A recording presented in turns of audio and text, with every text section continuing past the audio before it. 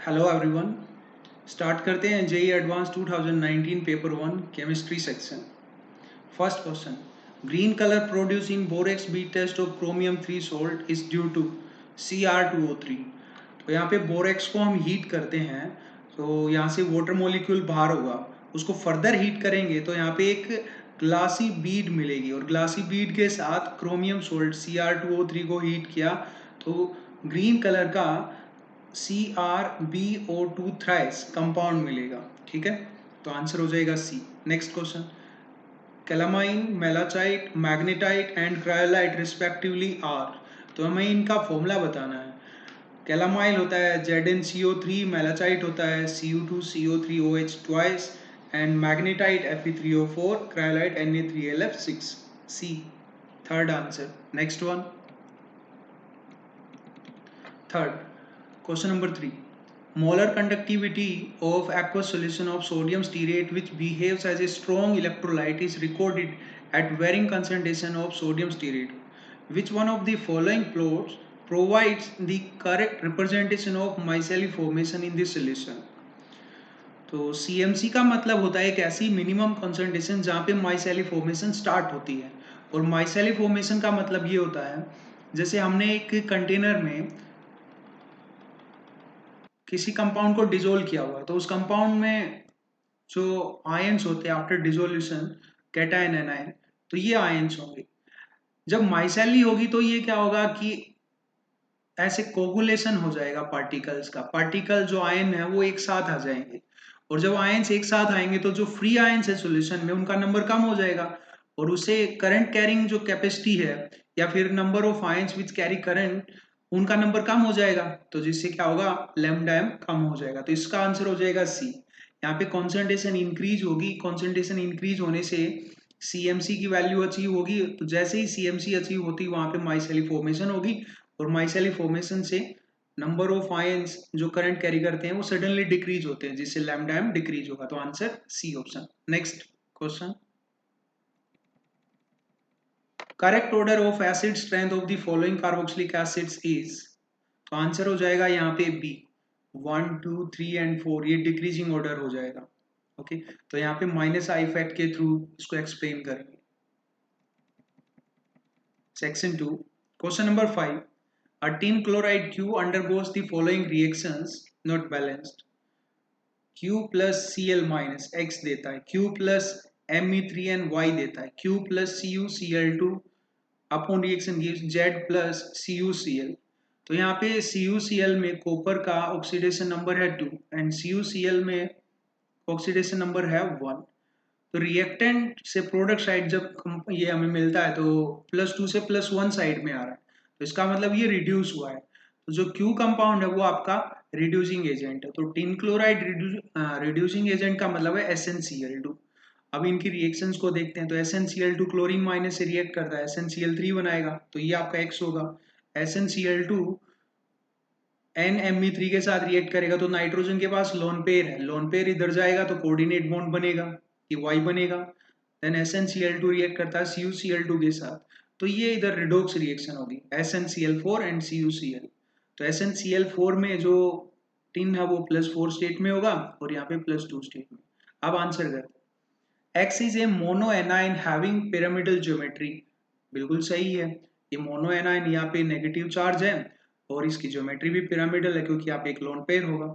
ठीक है, there is a coordinate bond in Y, तो यहाँ पे ये आपको दिख रहा है कोऑर्डिनेट बॉन्ड है, बिल्कुल सही है। The oxidation state of central atom in Z is +2, no it's +4। The central atom in Z has 1 lone pair of electron, तो यहाँ पे तो कोई लोन पेयर नहीं, तो answer A and B. Next, fusion of MnO2 with KOH in presence of oxygen produces a salt W। तो यहाँ पे रिएक्शन देखते हैं MnO2 plus KOH plus O2, तो ये आपको सोल्ट मिलेगा K2MnO4। Alkaline solution of W upon electrolytic oxidation yields another salt X।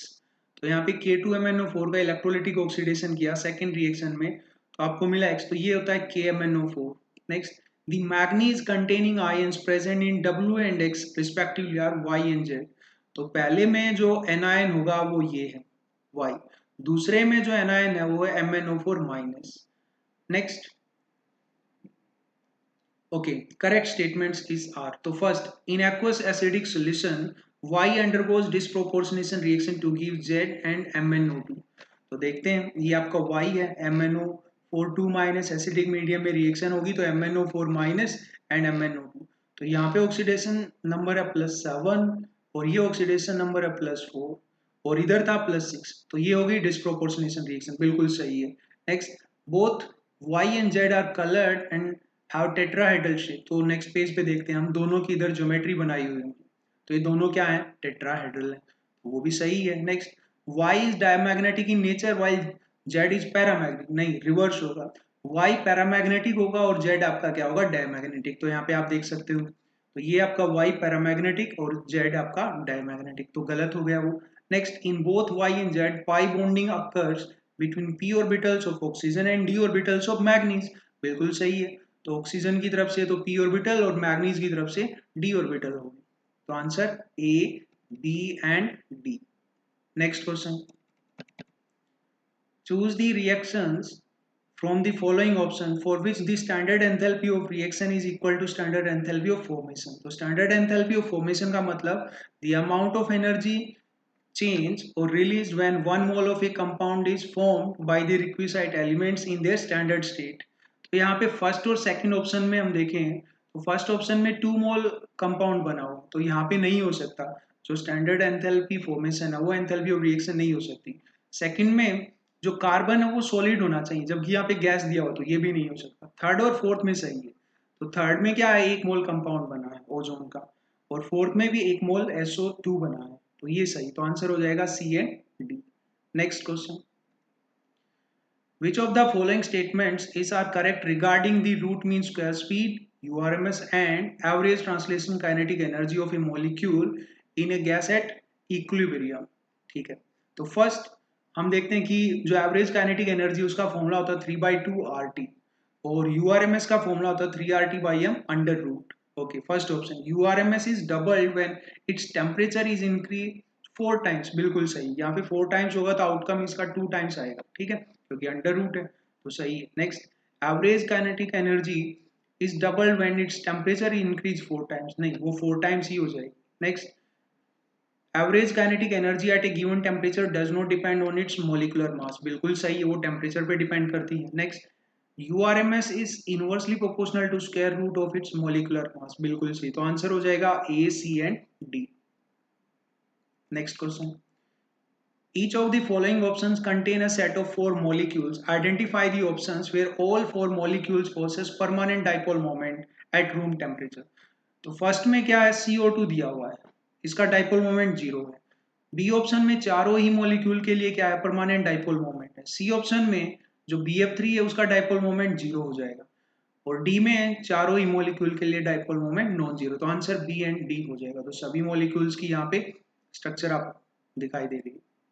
Next, 10th, in the decay sequence uranium gives thorium after decaying X1, then thorium gives paramecium with decaying of X2, then with decay of X3 Z and decay of X4 it gives thorium.